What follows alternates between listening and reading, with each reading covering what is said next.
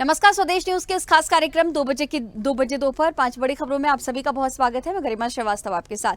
यहाँ पहली बड़ी खबर 7 राज्यों की 13 सीटों पर हो रहे उपचुनाव की मतगणना से जुड़ी हुई है। वहीं 10 जुलाई को इन 13 सीटों पर उपचुनाव के लिए वोटिंग हुई थी। दूसरी बड़ी खबर जम्मू कश्मीर से है, जहाँ जम्मू कश्मीर में संभावित विधानसभा चुनाव से पहले अब केंद्र सरकार ने एक बड़ा फैसला किया। केंद्रीय गृह मंत्रालय ने जम्मू कश्मीर पुनर्गठन अधिनियम 2019 में संशोधन करके उपराज्यपाल की शक्ति में बढ़ोतरी की है। वहीं तीसरी बड़ी खबर पीएम मोदी की है। लोकसभा चुनाव के नतीजों के बाद पीएम मोदी पहली बार मुंबई जा रहे हैं, जहां मुंबई को करोड़ों की सौगात भी सौंपेंगे। चौथी बड़ी खबर यूपी से है, जहां सीएम योगी ने आम महोत्सव का शुभारंभ किया। पांचवी बड़ी खबर बिहार से होगी, जहां में 5 बाढ़ की तैयारियों के बीच नीतीश कुमार की सरकार पुराने हिसाब किताब में भी उलझ गई है।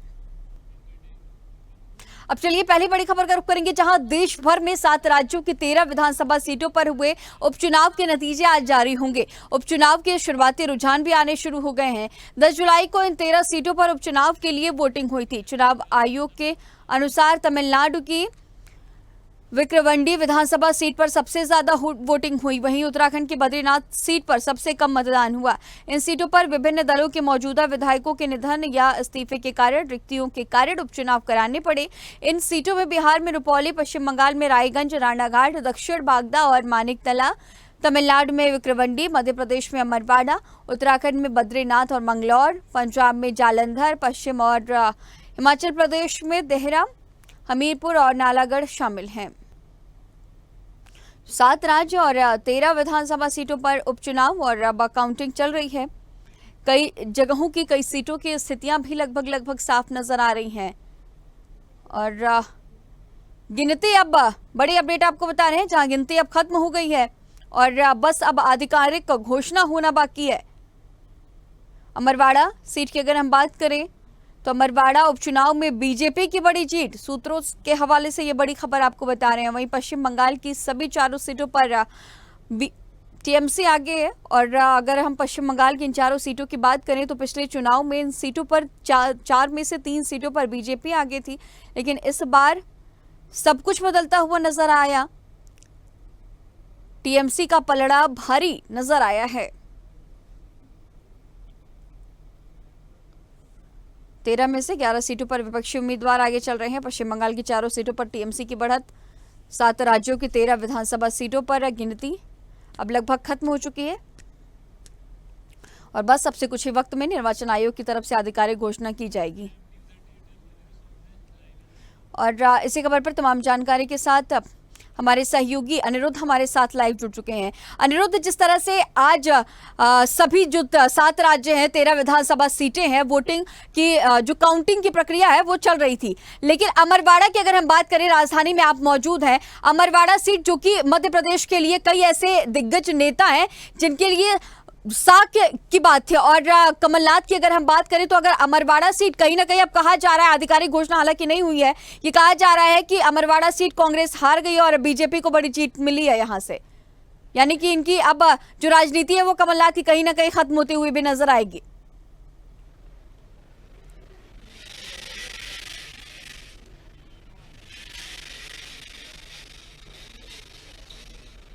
देखिए, आज 7 राज्यों की 13 विधानसभा सीटों पे सुबह से काउंटिंग चल रही थी। लगभग सभी जगह काउंटिंग खत्म हो गई है, लेकिन अभी ऑफिशियल अनाउंसमेंट होना बाकी है। और जहां तक बात करें हम छिंदवाड़ा लोकसभा की अमरवाड़ा विधानसभा सीट की, तो यहां पे नेट टू नेट फाइट चल रही थी और मुकाबला कमलेश शाह भारतीय जनता पार्टी का धीरेन्द्र शाह के कांग्रेस के उम्मीदवार से था। तो दोनों में कड़ा मुकाबला हुआ और भारतीय जनता पार्टी ने लगभग 1500 से ज्यादा वोटों से ये सीट जीत ली। हालांकि इसकी अधिकृत घोषणा कुछ देर बाद हो जाएगी। भारतीय जनता पार्टी ने भी भोपाल के प्रदेश मुख्यालय में जश्न का ऐलान कर दिया है, जो अभी से कुछ देर बाद होगा। लेकिन जहां तक अमरवाड़ा की बात करें तो यहाँ मुकाबला कमलेश शाह के बीच में और धीरेन्द्र शाह के बीच में था।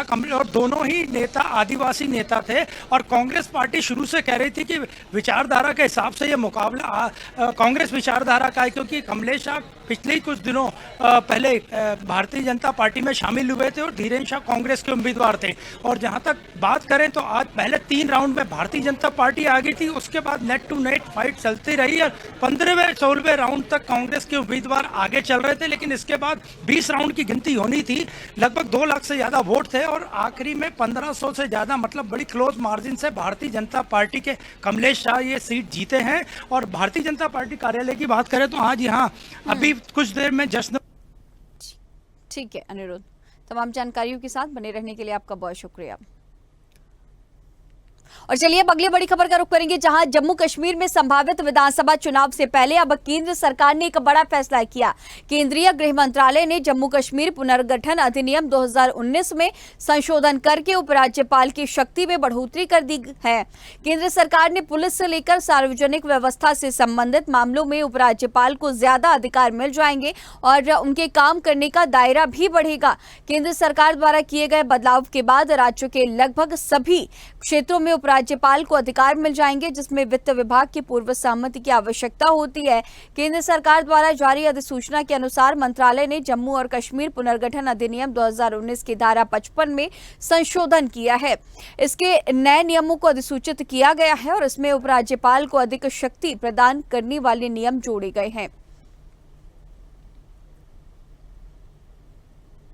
और इसी खबर पर तमाम जानकारी के साथ दिल्ली से हमारी सहयोगी तनु हमारे साथ फोन लाइन पे जुड़ी हुई हैं। तनु, अब जिस तरह से बड़ा बदलाव किया गया है, जम्मू और कश्मीर पुनर्गठन अधिनियम 2019 की धारा 55 में संशोधन किया गया है और उपराज्यपाल को अब ज्यादा अधिकार दिए गए हैं। दिल्ली के उपराज्यपाल अब शक्तिमान की तरह काम करेंगे। तमाम जानकारियां, तमाम अपडेट सामने आ रहे हैं। क्या क्या जो अहम जानकारियां इस संशोधन में वो सामने आई हैं तनु?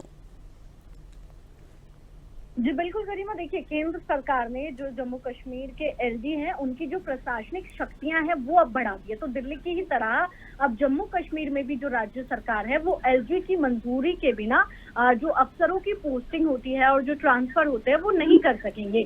वहीं देखिए गृह मंत्रालय ने जो जम्मू कश्मीर का पुनर्गठन अधिनियम था 2019 की, अगर धारा 55 की बात की जाए तो जो बदले हुए नियम हैं उनको अब नोटिफाई भी किया गया है, जिसमें जो एलजी है उनकी ताकत देने वाली जो धाराएं हैं वो जोड़ी गई है। और उपराज्यपाल के पास जो है अब पुलिस, कानून व्यवस्था और AIS ऑल इंडिया सर्विस जो है उससे जुड़े मामलों में ज्यादा अधिकार अब एलजी के पास होंगे। क्योंकि अब देखिए जम्मू कश्मीर में इसी साल जो है वो सितंबर तक विधानसभा चुनाव होने हैं और जिस तरीके से ये फैसला आया है उसके बाद राज्य में किसी की भी सरकार बने, लेकिन जो अहम फैसले हैं वो लेने की शक्तियां सिर्फ एलजी के पास ही होगी। साथ ही गरिमा, दो अहम पॉइंट्स हैं उनका भी जिक्र कर दूं कि जो 42A है जिसमें पुलिस, सार्वजनिक व्यवस्था जो है और अखिल भारतीय सेवा और ACB जो है भ्रष्टाचार निरोधक ब्यूरो जो है उससे जुड़े अगर कोई भी प्रस्ताव को मंजूर करना होगा या फिर ना मंजूर करना होगा तो मुख्य सचिव के जरिए उसे उपराज्यपाल के सामने नहीं रखा जाए। अभी इनसे जुड़े मामलों में जो वित्त विभाग है उसकी सहमति लेना जो है वो जरूरी होती है। वहीं अगर मैं 42B की बात करूं तो किसी भी जो प्रकरण में केस चलाने की मंजूरी देनी होती है या नहीं देनी होती है और जो अपील दायर करनी होती है उसके संबंध में भी कोई भी प्रस्ताव जो है वो विधि विभाग या फिर मुख्य सचिव के जरिए उपराज्यपाल के सामने रखना अब जो है वो जरूरी हो जाएगा। और देखिए अब प्रतिक्रियाएं भी सामने आने लगी है। उमर उब्दुल्ला जो है वो ये बोल रहे हैं कि अब हमें हर चीज के लिए जो है वो एलजी से भीख मांगनी पड़ेगी और जम्मू कश्मीर के जो लोग हैं वो शक्तिहीन हो जाएंगे।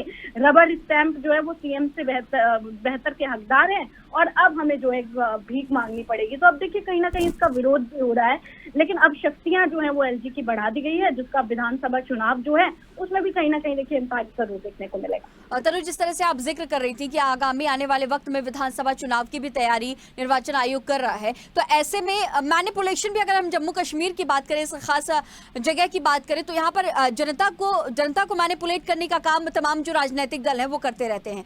और जब धारा 370 लागू किया गया था उस वक्त भी हमने इस तरह की तस्वीरें देखी थी। और अब जिस तरह से ये बड़े संशोधन किए गए हैं, बड़े बदलाव किए गए हैं, ऐसे में राज्य में इस तरह की भी तस्वीरें देखने को मिल सकती है इस केंद्र शासित प्रदेश में। जी बिल्कुल गरिमा, देखिए जिस तरीके से आपने जिक्र किया वो बात बिल्कुल सही है। मैनिपुलेशन की बात हमेशा हम देखते हैं और अब कहीं ना कहीं देखिए जब विधानसभा चुनाव अब होने जा रहे हैं और अब तस्वीरें भी वहां से सामने आएंगी, क्योंकि देखिए विरोध तो अभी से ही होने लगा है। जिस तरीके से उन्होंने कहा भी है कि एलजी से जो है अब वो भीख मांगनी पड़ेगी और ये विधानसभा चुनाव जब होने हैं सितंबर में, उसको देखते हुए ही ये सब चीजें जो है वो की गई है। और 370 का भी आपने जिस तरीके से जिक्र किया, तो अब देखिए जो ये पूरा जो मामला भी सामने आया है इसमें अब देखते हुए यही लगता है कि जम्मू कश्मीर में जो है वो लोगों की तरफ से भी प्रतिक्रियाएं भी सामने आएगी, इसका समर्थन भी सामने आएगा और इसका विरोध भी कहीं ना कहीं सामने जरूर आएगा। ठीक है तनु, तमाम जानकारियों के साथ बने रहने के लिए आपका बहुत शुक्रिया। तो जम्मू कश्मीर के एलजी को अब शक्तियां मिली हैं, संशोधन किया गया है। चलिए अगली बड़ी खबर का रुख करेंगे, जहां लोकसभा चुनाव के नतीजों के बाद प्रधानमंत्री नरेंद्र मोदी पहली बार मुंबई जा रहे हैं और इस दौरान वो 29,000 करोड़ रुपए की परियोजनाओं का उद्घाटन और शिलान्यास भी करेंगे। प्रधानमंत्री नरेंद्र मोदी आज मुंबई दौरे पर हैं। इस दौरान सड़क, रेलवे और पोर्ट सेक्टर सहित 29,000 करोड़ से ज्यादा की परियोजनाओं का भी उद्घाटन करेंगे। इस दौरान मुंबई को प्रधानमंत्री नरेंद्र मोदी कई बड़ी सौगात भी सौंपने वाले हैं। पीएम मोदी मुंबई दौरे पर लोकमान्य तिलक और छत्रपति शिवाजी महाराज टर्मिनल स्टेशन पर नए प्लेटफॉर्म का उद्घाटन करेंगे।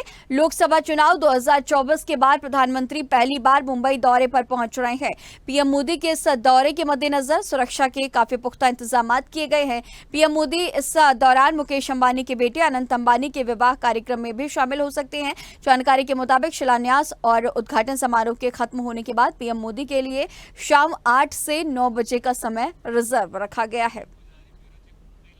और इसी खबर पर तमाम जानकारी के साथ मुंबई से हमारे सहयोगी राहुल हमारे साथ लाइव जुड़ चुके हैं।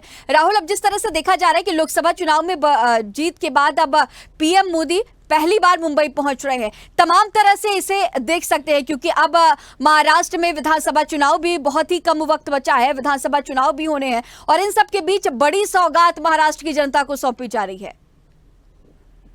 जी गरिमा, मैं बता दूं, जिस तरह से लोकसभा चुनाव के बाद पहली बार प्रधानमंत्री मोदी मुंबई आ रहे हैं, का महाराष्ट्र का दौरा भी कह सकते हैं, मुंबई आ रहे तो बहुत बड़ी सौगात लेके आ रहे हैं। 29,000 करोड़ का सौगात बहुत बड़ी बात होती है मुंबई के वालों के लिए। और जिस तरह से 2 टर्मिनल बनेंगे, गोरेगांव से मुलुंड की तरफ और बोरीवली से थाने तक, तो जितनी 3-3, 4-4 घंटे मुंबई के वालों को जो स्ट्रगल करना पड़ता है अपनी गाड़ी से और आने जाने में, यहाँ पे नौकरी करने में, तो वो सुविधाएं मिल जाएंगी। और ये टर्मिनल बनने के बाद फिर उसके बाद छत्रपति शिवाजी और लोकमान्य तिलक का उद्घाटन प्लेटफॉर्म का करेंगे वो। तो इस तरह से जिस तरह से 19,000 करोड़ का सौगात लेके आ रहे हैं, उसको देखते हुए कहीं ना कहीं इलेक्शन मोड में भी नजर आ रहे हैं प्रधानमंत्री मोदी, क्योंकि 2 से 3 महीने बाद ही क्या विधानसभा चुनाव भी है और कल एमएलसी का चुनाव खत्म हुआ, जिसमें बहुत अच्छा परफॉर्मेंस की बीजेपी ने 9 के 9 सीट निकाल ली। तो उसको जिससे कहीं ना कहीं पूरी तरह से बीजेपी वैसे भी इलेक्शन मोड में रहती है, लेकिन इलेक्शन का माहौल जब पास आ जाता है तो पूरी तरह से फुल तरीके से आ जाते हैं, उनकी पूरी शक्तियां लौट आती है और पूरी तरह से वो पूरी परफॉर्म करने लगती है। तो 29,000 करोड़ 29,000 करोड़ का जो सौगात है वो मुंबई कर वालों के बहुत खुशखबरी लेके आएगी और मुंबई कर की जो सुविधाएं हैं और बढ़ जाएगी। और बात करें तो जाते जाते वो अनंत अंबानी कॉर्पोरेट जगत को भी छू के जाएंगे। अनंत अंबानी और राधिका मर्चेंट की जो शादी हुई जो कल, उसके जो 3 दिन की समारोह चल रही है जियो वर्ल्ड में, वहां भी जाएंगे प्रधानमंत्री मोदी। और उसको देखते हुए पूरी मुंबई चप्पा सुरक्षा व्यवस्था कर दी गई है, परिंदा भी पर नहीं मार सकता। गरिमा, ठीक है राहुल, तमाम जानकारियों के साथ बने रहने के लिए आपका बहुत शुक्रिया। तो अनंत अंबानी के विवाह कार्यक्रम में पीएम मोदी शामिल हो सकते हैं और इसके साथ ही महाराष्ट्र को, मुंबई को करोड़ों की सौगात सौंपी जा रही है। और चलिए अब अगली बड़ी खबर का रुख करेंगे, जहां मुख्यमंत्री योगी आदित्यनाथ ने कहा कि उत्तर प्रदेश इस साल जापान और मलेशिया को 40 टन आम निर्यात करेगा। 160 वर्ष के इतिहास में ये पहली बार हुआ है कि लखनऊ का दशहरी अमेरिका को निर्यात किया जा रहा है।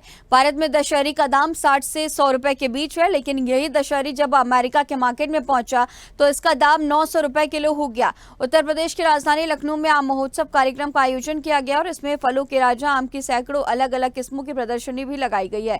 इसमें दशहरी, पाली, लंगड़ा, अंगूरी और अरुणिका जैसी बहुत सारी किस्में हैं, लेकिन सबसे ज्यादा चर्चा योगीराज आम की है।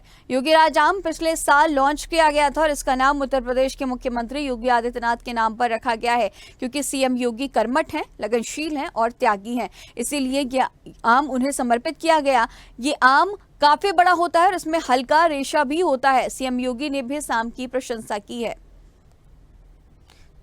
तो योगीराज आम की चर्चा सिर्फ न भारत में बल्कि अन्य देशों में भी की जा रही है। यूपी में योगीराज आम की खूब चर्चा हो रही है और आम महोत्सव में 120 तरह के खास आम रखे गए हैं। 800 प्रजातियां इस आम महोत्सव में रखी गई हैं।